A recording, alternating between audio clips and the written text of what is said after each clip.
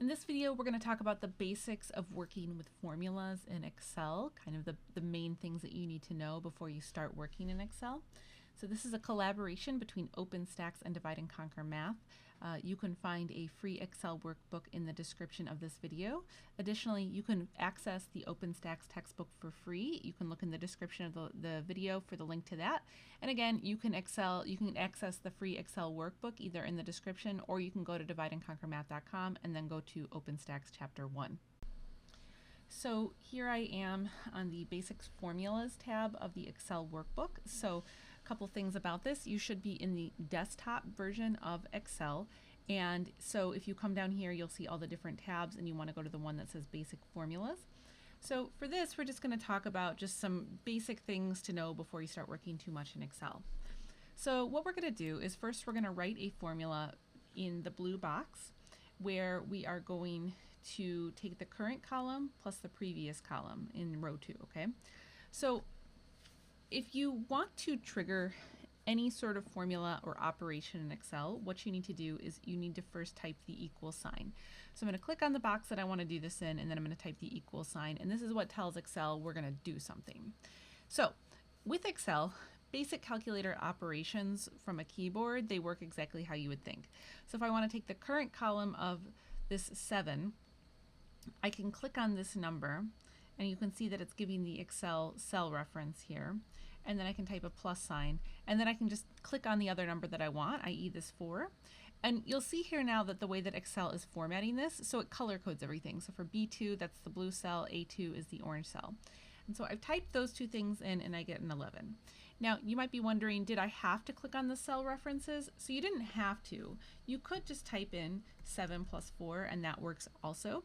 However, best practices with Excel would say that what you need to do is you never really want to have anything hard-coded in. It's always best to reference your data as a cell reference. Just get in the habit of that. So click on the numbers that you want to add up and it will work like that. Okay, so that's the addition formula. There are, in some cases in Excel, there are other written formulas that you can use alternatively. So in this case, instead of having plus, we can also just tell Excel to sum up a list of things. So we'll use the easiest version of this formula to start, and you'll see in future videos that there's a lot of other ways that we can use this formula. But to trigger the formula, what I'm going to do is, again, I'm going to start with the equal sign, and then I'm just going to type sum. And so you can see here that when you type in a formula, so this is like one of the good things to know about Excel, is that when you type something in, the first thing Excel is going to do is it's going to trigger all the possible formulas that are going to be related to what you've typed in. And this is really great because it makes it very easy for you to guess formulas. And additionally, if you click on any of the formulas, you can see that Excel gives you a description of what that formula is. So you can make great educated guesses on formulas to use in Excel. It's actually very user-friendly. Now, to actually use this formula, you have two options. You can double click on the formula that you want, and you can see that now that I've done that, Excel's giving me prompts of what to enter. Alternatively, if you know what formula you want, you don't have to double click on it. You could just do an open parenthesis like I wrote there. So you can double click or just hit the open parenthesis.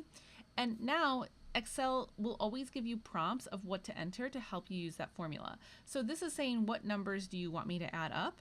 And so in this case, now what I can do is I can just click on the numbers that I want.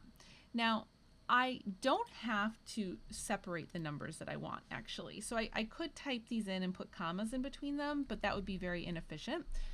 The reason why we like formulas like this is that once you have this triggered, you can just select the cells that you want, and Excel is just going to kind of group them up. And so you can see it's giving now a cell reference from A2 to B2, so we're good to go. We're going to close that. Obviously, we get the same number. So it's one formula, two different ways, right? It gets us the same result, which is all good. Now, as just a challenge to yourself, one thing that I would recommend at this point is to see if you can come up with how to do these other operations. You're always going to start with the 7 first and the 4 last, and I would highly recommend, just to get some confidence with Excel, that you pause here, try to fill in these formulas, and then hit play when you're ready. So I'm going to go ahead and subtract. So to subtract, I'm going to just use that as a calculator operation. And again, I'm going to click on the cell references like you see here, and then I'm just going to put the minus sign in between. So that's nice and intuitive, and 7 minus 4 is 3. if I want to multiply these two things, so I'll take the 7 and then I'll take the little asterisk key, so that's the star, times the 4. And then to divide, so I'm going to take the 7 divided by the 4. So there we go.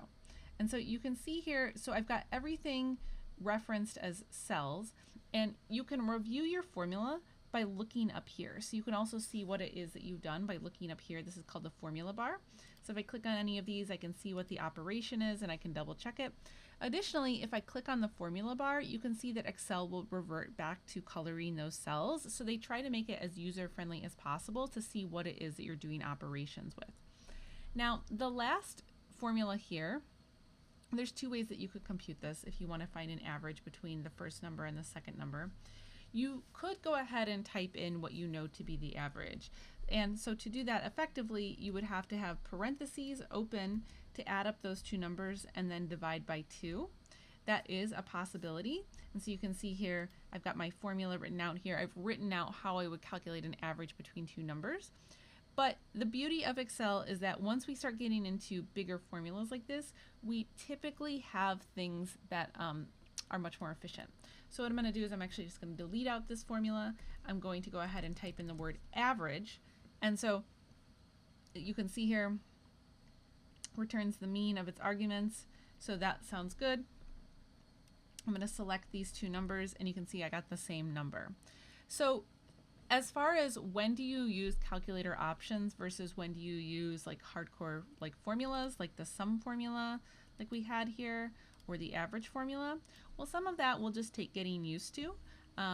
But usually if you have a typed formula, that's what you're going to want to use, but you'll kind of develop a knack for it as you practice more in Excel. Okay, now the next thing that we're going to do is we're going to talk about pasting. So we're going to take a look at the value in B3. So here's column B, here's row 3, here's B3. And you can see B3, it's all selected, so we're good to go. Okay, so first things first, I've got all these formulas in this, and so what I'm going to do is I'm just going to copy and paste this cell. Now, I know it's a little different on Windows versus a Mac, but for a Windows computer, you're going to do Control-C, and that will copy the cell. And then you can click on the cell that you want to paste in. So I want to paste here, so I'm going to do Control-V. Okay, and so however you did that, there's many ways that you could do that. You could also right-click on the cell, and you could click Copy, and then you could click down here, and then you could click Paste. There's a bunch of ways that you can do that. But what you're going to notice is that you get an error. And so the first thing to notice is like what is actually going on here. So you have to learn to work with Excel errors and what did Excel do. And the easiest way to figure that out is to then click on the formula bar. And you can see now that what Excel did is it moved that formula reference. So if we click on the original formula, it took just the two cells above it. That is what Excel tried to do here, which doesn't make sense. So this is a thing to be aware of. You have to be careful when you're copying and pasting formulas and how those cell references work.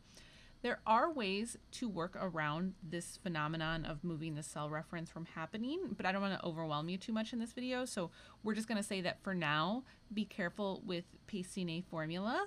And in future videos, we're going to talk about different ways to kind of prevent this, but we're just going to introduce the idea for right now. Now, what if I really just wanted that 11? Okay, if you just wanted the 11 to paste, there is a way to do it. There's more than one way to paste. So I'm going to go ahead and copy this value here, Control-C or whatever you do on a Mac. And what I'm going to do is I'm going to click on where I want to paste this. There's more than one way to paste in Excel. So if you just want to paste the 11 there, what you're going to do is you're going to go up to here to where it says paste. And you can see all of these different ways of pasting now. And we just want the value of 11 to paste. So you can see here I have all these paste value options. And I am just going to select this one here. And you can see now it did not copy the format of the blue over. It just took the number 11 and pasted it down, which is what I wanted. So it is possible to paste values. You just have to be like careful and paying attention to all that. Okay. So the next thing that we're going to talk about is dragging a formula. So now we're going to take the formulas in the blue column and we're going to drag them all the way to the green column. So formulas are draggable. As we can see, if we copy and paste them, they move. So cell references will move as you drag a formula. So we're going to copy, or we're going to select this whole blue column, and we talked about selecting in a previous video, so if you need to review that, feel free to go back to the first tab. This tab here, we go through that skill. So anyways, I'm going to select all of these. I'm going to go to this little black cross, and now I'm going to just pull it all the way over until I get to the green box. And as you can see, Excel has now taken that format of that blue all the way over. That's an important thing to note. And if I click on any one of these where I reference the formula bar, you can see that Excel has moved those cell references as we have dragged. And so if I come all the way over to here, so you'll notice that now we are working with this blank cell here. And so Excel is treating that as a 0. If a cell is blank, Excel will treat it as a 0. So this is what Excel does, and this can be a very powerful command to know about. So it can make it very efficient for you to write formulas, because if you had to write these formulas, all these formulas that you see here, if you had to write them over and over again, that would not be fun. And so we want to just know, like, what are these shortcuts that we can use, because they make them much more efficient when we're working in Excel. Okay, the last thing that we're going to talk about, we've talked about pasting different formulas, but we also want to talk about moving a formula. We've seen what happens when we drag formulas. We've talked about pasting. So let's go back to B3. So what happens if I move the cell? Well, remember, to move a cell, you come here to where I have the 4 arrows going in each direction. And now I'm just going to click on that cell that I want, and I'm going to drag it all the way down, and I'm going to move it here. And you can see that it's taken the format of that cell with the blue background. It took everything. It's just left an empty spot. But what's interesting now is when it moved, it also did not move the cell references. So there's kind of interesting interplay between pasting, dragging, and moving. And they all have their own little idiosyncrasies, so it's something just to be careful of and aware of with Excel. It's very common when you're first learning Excel that you're probably going to forget all this. And so that's all good. The thing to keep in mind is that you can always check what happened by clicking back on the formula bar and looking at what cells are being referenced, and then just make sure that that was the behavior that you wanted. So don't stress out too much about, like, oh God, this is so much, I have to remember every single one of these pieces. It's not so much that, it's just knowing, like, this is a thing that will happen, and knowing how to troubleshoot that, and knowing how to check that you have everything in the place that you want for right now.